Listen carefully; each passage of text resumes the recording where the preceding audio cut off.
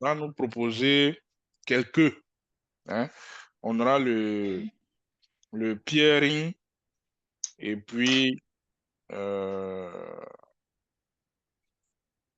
bon, avant, ce cours a été simplifié un peu. Sinon, avant, on avait le peering, le VPN, et puis on avait euh, une autre solution, comment on appelle ça même? L'Express Route. Je ne sais pas si tu as une fois entendu parler. Et Non, puis, Express Route. oui, Express Route. Et Non. puis, on avait aussi le Virtual One. Le Virtual One ressemble un peu au V-Dome chez Forti. Voilà. Donc, on va voir ce qui est là. Et puis, je vais sortir un ancien coup pour te montrer un peu les autres qui ont été retirés, mais qui sont quand même importants pour toi aussi. Alors, donc, le peering, c'est quoi? Le peering, c'est cette solution qui permet d'interconnecter deux réseaux virtuels dans Azure.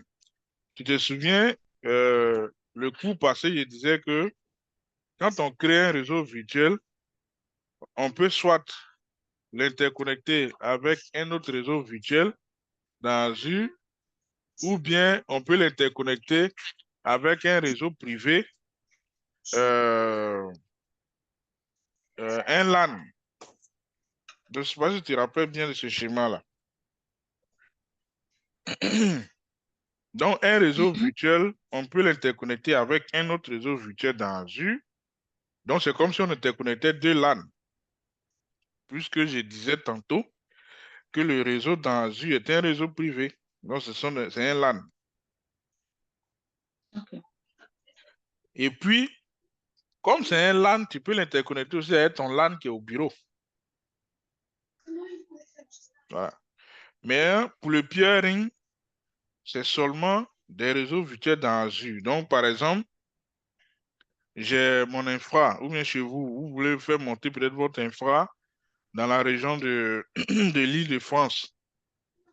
Donc, si dans l'infra cible, vous aurez à créer, par exemple, deux réseaux, deux VNet, vous pouvez décider d'interconnecter ces deux VNet-là par un peering. Donc, le peering peut s'opérer soit à l'intérieur d'une même région Azure, ou bien entre des réseaux appartenant à des régions Azure différentes. Donc, tu peux avoir un réseau dans la région de l'Île-de-France et puis un réseau, par exemple, aux États-Unis. Donc, quand tu interconnectes ces deux réseaux aussi, ça fait du peering, mais le nom diffère. Le peering à l'intérieur d'une même région, on l'appelle le peering régional. Et le peering entre deux réseaux, hein, de régions différentes, on appelle ça le peering global. Voilà. C'est bon? Ok, donc le peering, entre deux régions, C'est le global. c'est le global. Maintenant, à l'intérieur d'une même région, c'est le régional. Ok. Ça peut aller? C'est bon. Voilà. Donc, en tant que c'est une solution native Microsoft. Donc, ça fait que, bon, parmi les solutions, je pense que c'est l'une des solutions que Microsoft offre gratuitement. Hein, c'est-à-dire que la mise en place de la solution ne coûte rien, mais c'est le trafic que tu vas payer. Bon. C'est comme si on dit, bon, on construit la route gratuitement pour vous, mais avant de passer dessus, il faut payer. Voilà. Donc, elle est gratuite, très facile à mettre en œuvre. Et puis, pour la configuration, il faut configurer les deux sens. Un peu comme quand on crée les règles de flux là. Voilà. Il faut faire la route en aller et puis la route en retour. Que ça marche. Alors, donc, ceci étant, le peering va pouvoir s'étendre. Par exemple, si on va au-delà, par exemple, de deux VNet. Annulé. Donc, si on va au-delà de deux VNet, pour que la communication puisse passer, par exemple, du réseau 1. Ici, on a le réseau A, le réseau B, et puis on a le réseau hub. C'est une configuration hub and spoke. Ça, tu comprends ça? Tu sais ce que c'est? Ça Voilà. fait, ici, ça fait 3 réseaux. Ok. Voilà. Donc, le réseau A un peering qui le relie au réseau hub. Le réseau B a aussi un peering qui le relie au réseau hub. Donc, au niveau du peering, il n'y a pas de problème. Voilà. Ici, la question, c'est si A veut communiquer avec B, qu'est-ce qui va se passer? Puisqu'il n'y a pas de lien direct entre A et B, ça veut dire que la communication va transiter par le réseau hub. Et les différents éléments qu'on a vus hier, la VPN Gateway et puis notre Gateway Subnet vont intervenir ici pour permettre le routage des communications de A vers B en transitant par le réseau hub.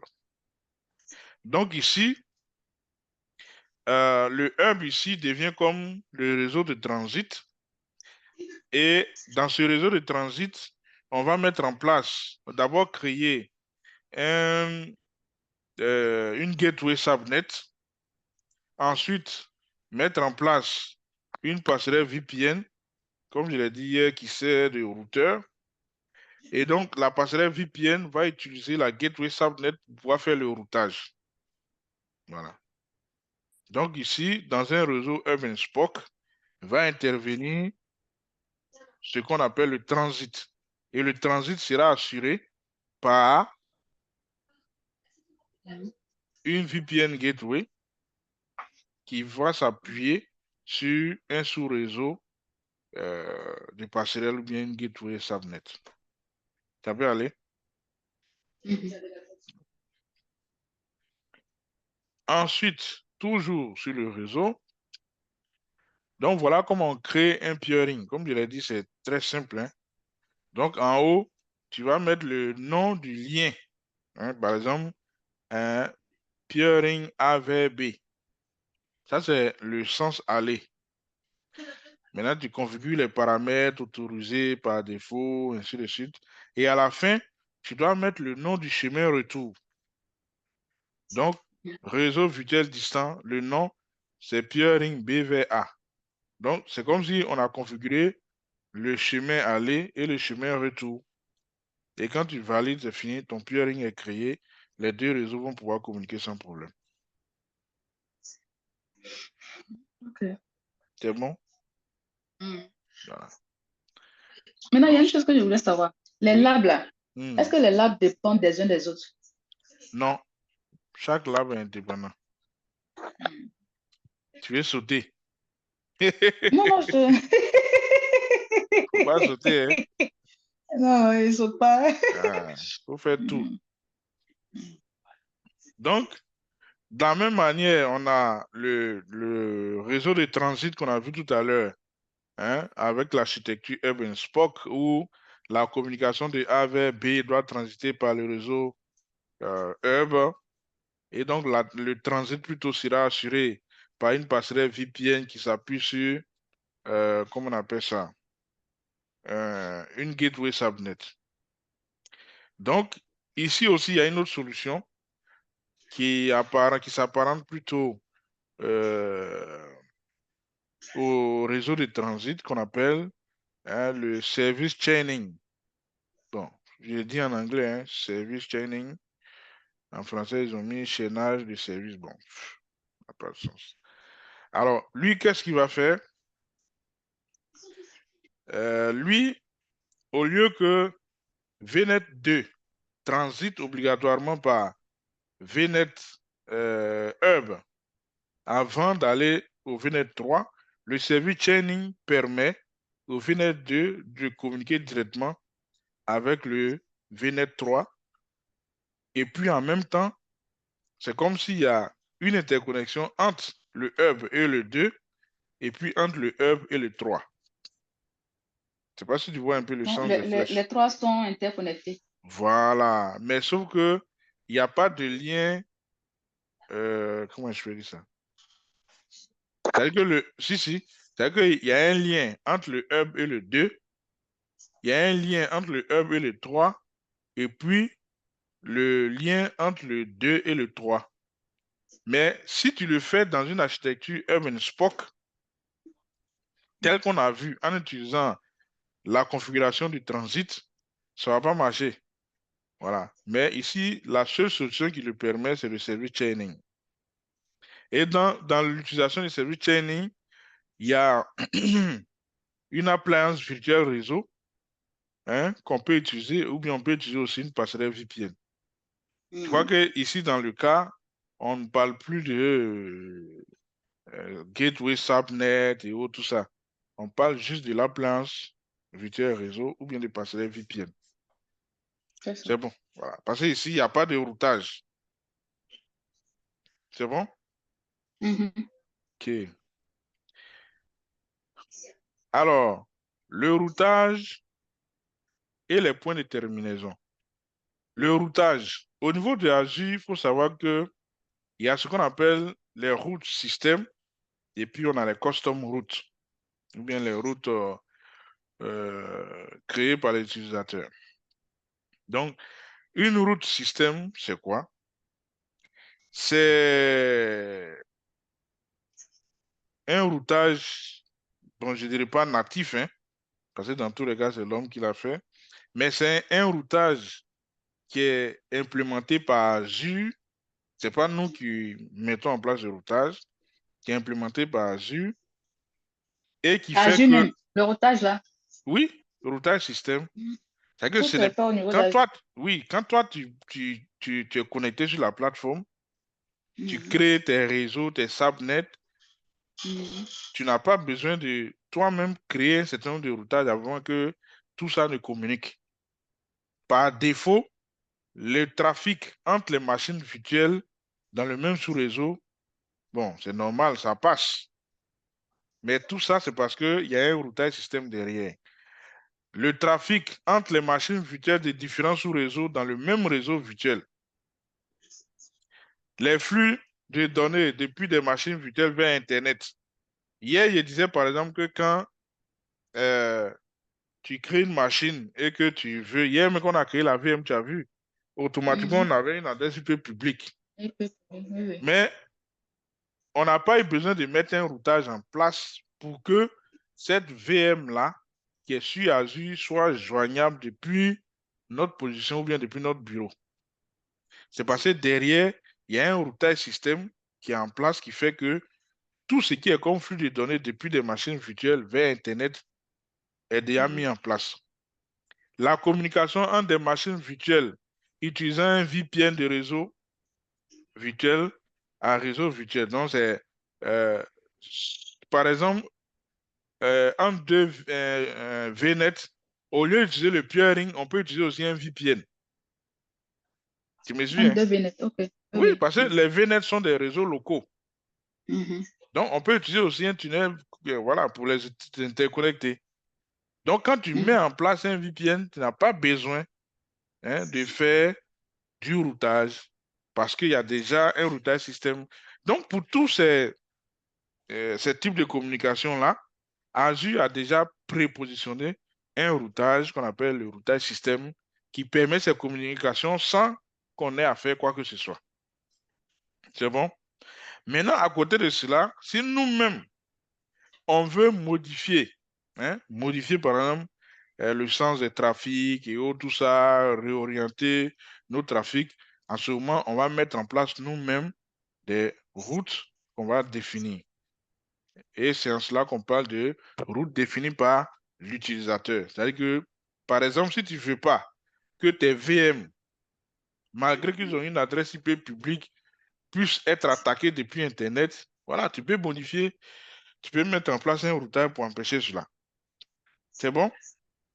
Oui, c'est bon. Voilà. Et maintenant, ce que tu dois savoir, c'est que dans Azure, tout ce qui est comme route customisée par l'utilisateur, on ne crée pas les routes comme on le fait sur les équipements Cisco, où tu vas taper, comment on appelle la commande, c'est IP route, non? IP route. Voilà, hein, voilà, tu vois, je n'ai pas encore oublié. IP route, non, ici, On met les routes et puis on met c'est la comme un passerelle. fichier que tu édites. C'est-à-dire que la table de routage qui est présente dans ton routeur là. Ici, ça va s'apparenter comme un fichier. Donc, tu mets toutes les lignes. Donc, c'est un fichier qu'on renseigne. Tu renseignes le fichier et tu as ta table de routage dans ta main, comme un fichier. Et donc, tu vas joindre maintenant ta table de routage à l'équipement que tu veux pour pouvoir faire le routage. Donc, si tu as mal défini tes lignes dans ton fichier de table de routage, ça va marcher. Ça, c'est à toi de voir. Donc, tu vas voir, il y aura un lab où tu vas créer une table de routage. Tu vas ajouter des itinéraires et puis associer la table de routage à un sous-réseau, à un subnet, et puis tu vas voir le comportement.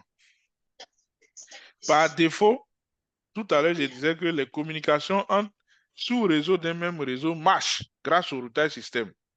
Mais si tu mets en place une table de routage et que dans cette table de routage, voilà, ce que tu dois savoir, c'est que à partir du moment où tu crées une table de routage et que tu l'associes à un subnet, toi, ton routage manuel que tu as effectué là prend le pas sur le routage système que Azure a mis en place. Si tu veux, c'est un peu comme l'antivirus de Microsoft, là, qu'on appelle ça Defender. Par défaut, Defender est dans tous les systèmes d'exploitation de Microsoft. Mais dès que tu installes un antivirus sur ton PC, automatiquement, Defender se désactive. C'est la même chose. Donc, dès que tu mets en place un routage customisé, automatiquement, le routage système sur l'équipement en question. Le routage par défaut. Par défaut, se désactive. Ou bien, si tu veux, il met toi ton routage comme le routage par défaut. Et puis, lui, il passe en secondaire. C'est bon? Voilà. Donc, il y a aussi une autre solution qu'on appelle endpoint service. Bon, en français, les points de terminaison. Alors, c'est une solution qui permet de contrôler ou bien de limiter l'accès réseau à des services ou bien à des ressources. Donc, par exemple, si tu as créé une VM ou bien tu as créé un compte de stockage, bon, n'importe quelle ressource que tu crées, et tu ne veux pas que certains subnets, par exemple, ou bien certaines adresses IP, ou bien certains réseaux même ne puissent pas accéder à cette ressource que tu as créée, tu vas utiliser le endpoint service. En général, le endpoint service va s'implémenter pendant la création du compte de stockage. Voilà. On va voir le compte de stockage peut-être demain, Inch'Allah. Donc, pendant la création du compte de stockage, tu vas spécifier pour dire, bon, mon compte de stockage là, tous les réseaux peuvent y accéder, ou bien seul tel subnet, ou bien telle adresse IP. Donc, ça veut dire que tu peux bloquer certains réseaux, comme je l'ai dit. Par exemple, le schéma qui est là nous montre que le compte de stockage, Azure qui est là, à ta droite, on a notre VNet avec son sous-réseau. Ils peuvent accéder aux ressources qui sont dans ce compte de stockage. Notre réseau local également peut accéder aux ressources dans ce compte de stockage, mais toutes les connexions venant d'Internet sont interdites. Donc, voici un exemple pratique. Bon, ça peut ressembler un peu à quoi? C'est de la sécurité réseau, hein? Un peu comme du routage. On autorise ici, on n'autorise pas tant.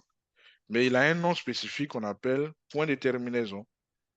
Parce que là, le contrôle ici, c'est sur des services ou bien des ressources. Ce n'est pas pour tout le réseau entier ou bien sur un équipement réseau en tant que tel. C'est bon?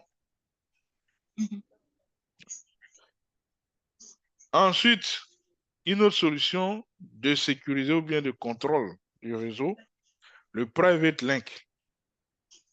Alors, le private link est une solution qui permet de mapper des ressources Azure dans un réseau, hein, dans un réseau, ou bien sur des machines dans un réseau. De sorte à ce que si la connexion entre le réseau où se trouvent les ressources et puis le réseau qui a mappé les ressources, si le lien est coupé, malgré que le lien est coupé, mais les ressources qui ont été mappées sont toujours accessibles.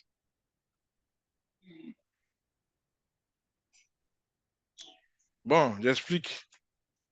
C'est comme par exemple, tu crées ce qu'on appelle les lecteurs réseau sur ton PC. Tu connais ça, non? Les lecteurs réseau. Oui. Voilà, tu connectes un lecteur réseau sur ton PC. Normalement, quand ton PC perd la connexion au réseau, le lecteur n'est plus accessible. Oui?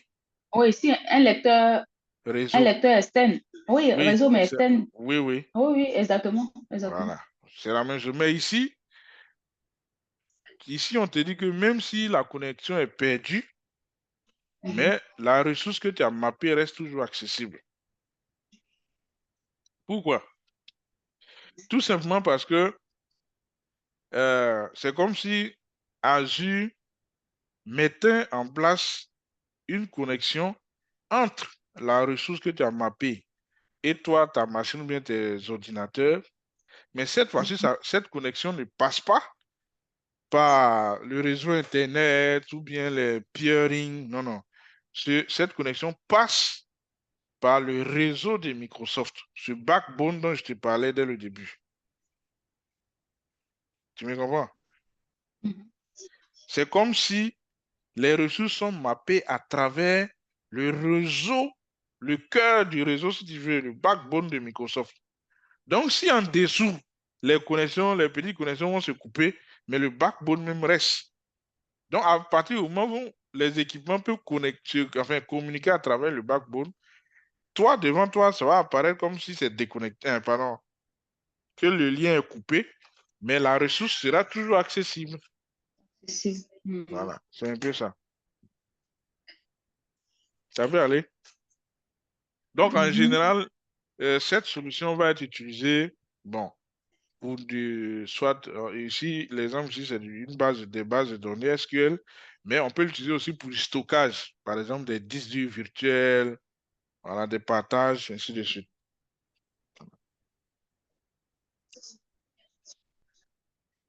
Donc, puis tu auras un lab 5 avec 6 tâches. Mais en attendant, laisse-moi te présenter les autres solutions. Je pense que c'est très important. Même si tu vas aller faire tes gombos sans moi. Ah, je serai expert, c'est ça, non? Ah oui, bien sûr, tu seras expert. Alors, Azure 104. Merci au module 5.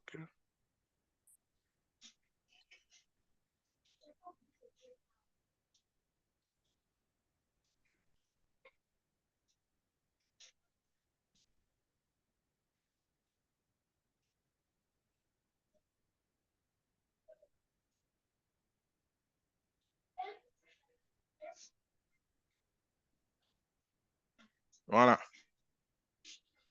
Tu vois mon écran toujours? Donc ici,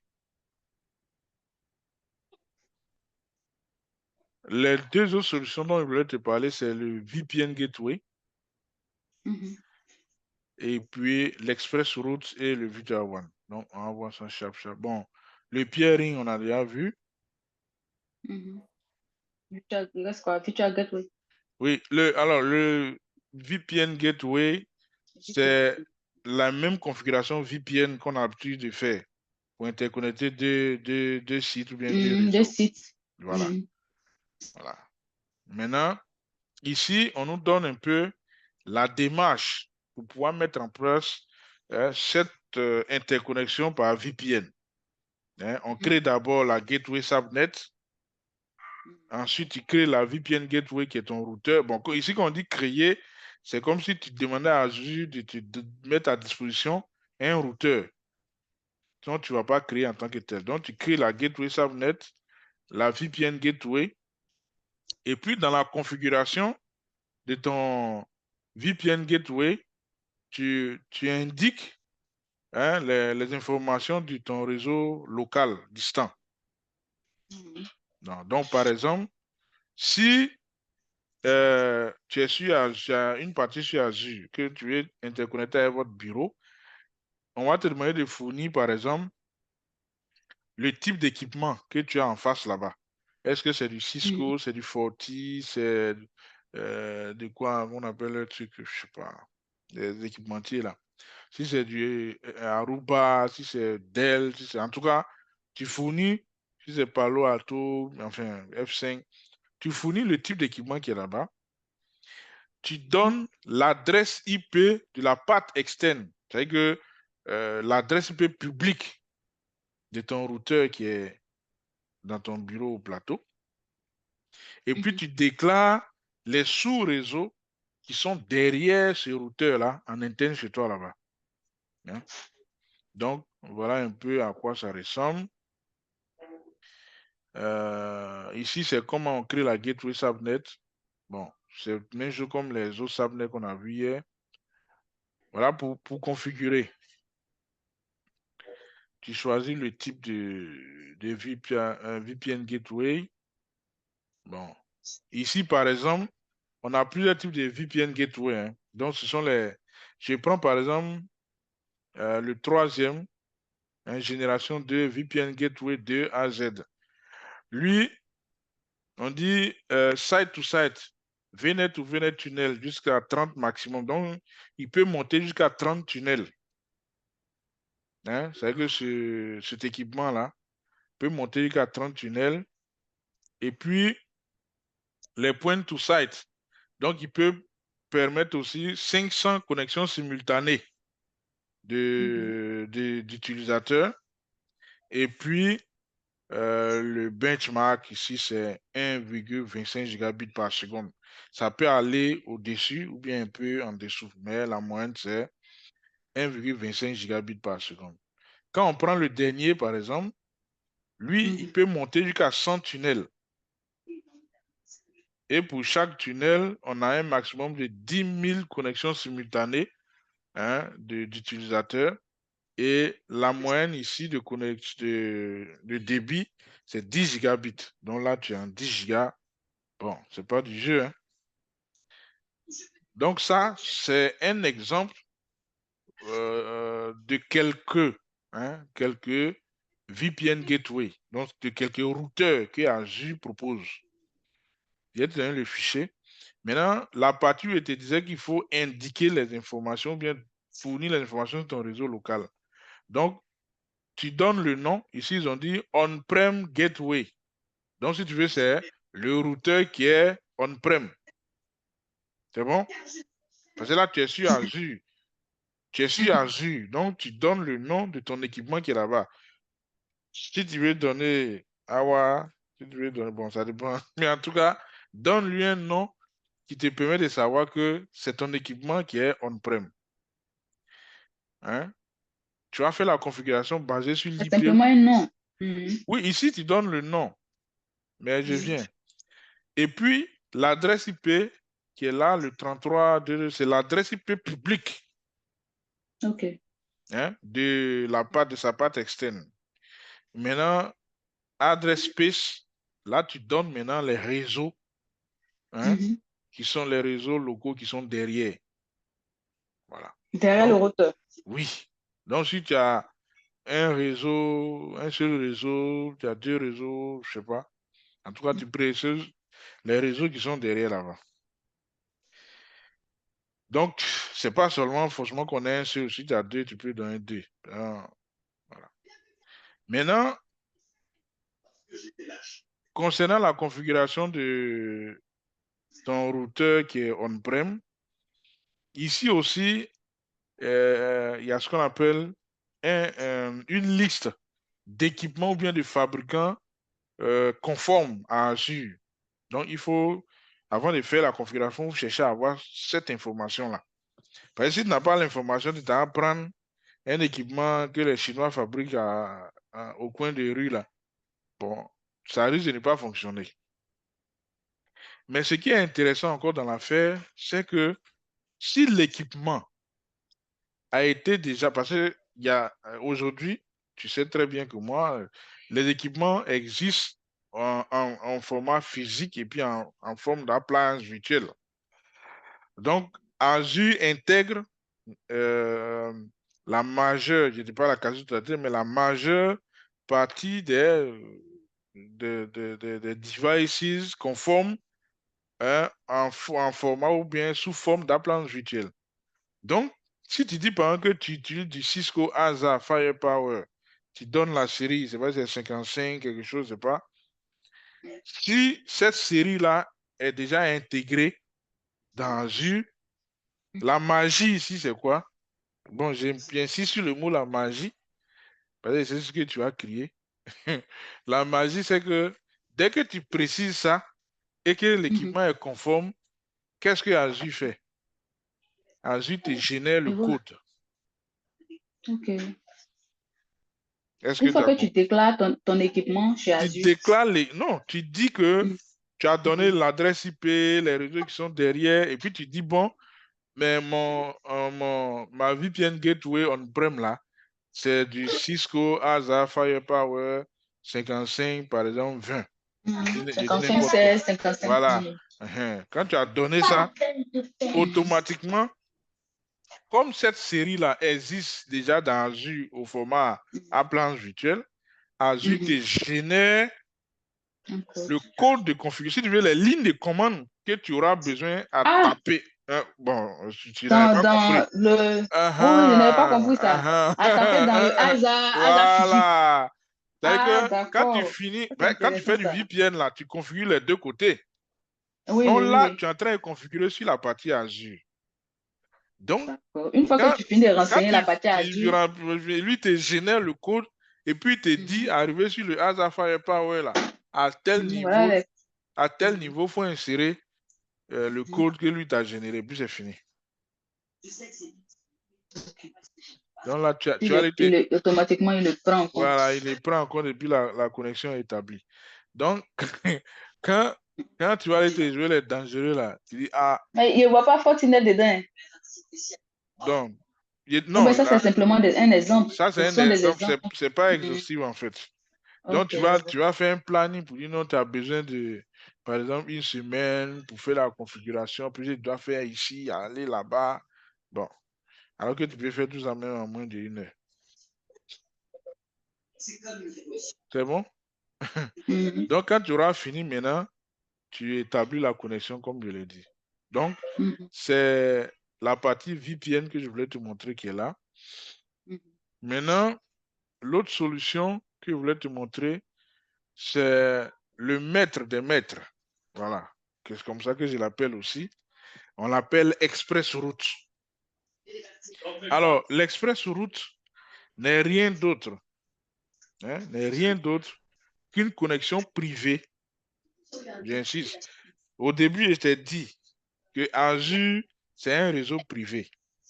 Mais comme on ne peut pas tirer un câble de ton bureau pour aller te connecter sur la fibre optique de Azure, donc Microsoft autorise que par Internet, tu puisses accéder à Azure. Ça, c'est ce que j'ai dit au début. C'est ça, hein? OK. Donc, à compter de maintenant, tu es devenu expert.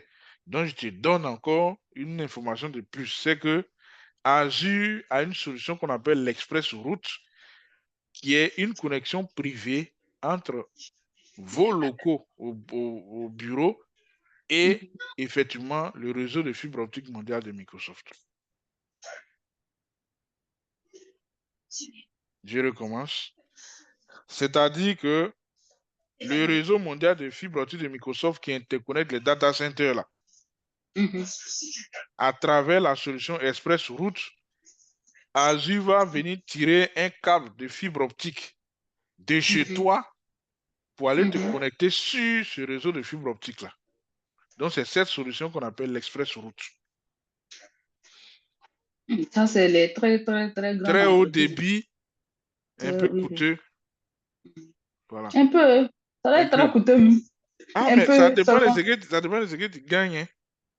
Ah, oui, c'est comme par exemple Orange. Si on te dit Orange paye un équipement de 2 milliards, c'est cher, hein, mais 2 milliards là, ils gagnent ça en une heure. Voilà, ils gagnent ça en une heure. Donc, je ne dirais pas réciproque, mais c'est, quel est le mot?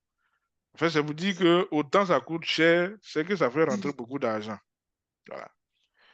Donc ici, comme je l'ai dit, je répète, c'est une connexion privée entre ton réseau local qui est au bureau et puis le réseau de Microsoft. C'est bon? Donc, ce réseau privé-là aussi ne passe pas par un réseau public, ni par comment on les appelle? Les Orange et MTN là, ni un fournisseur d'accès. Non. C'est entre toi et Microsoft. Donc, pour mettre en place ça, Microsoft va faire venir des ingénieurs qui vont faire des études, comment vous appelez ça, du génie civil, quoi, hein, de là où tu es situé jusqu'à la sortie en mer là-bas. Voilà.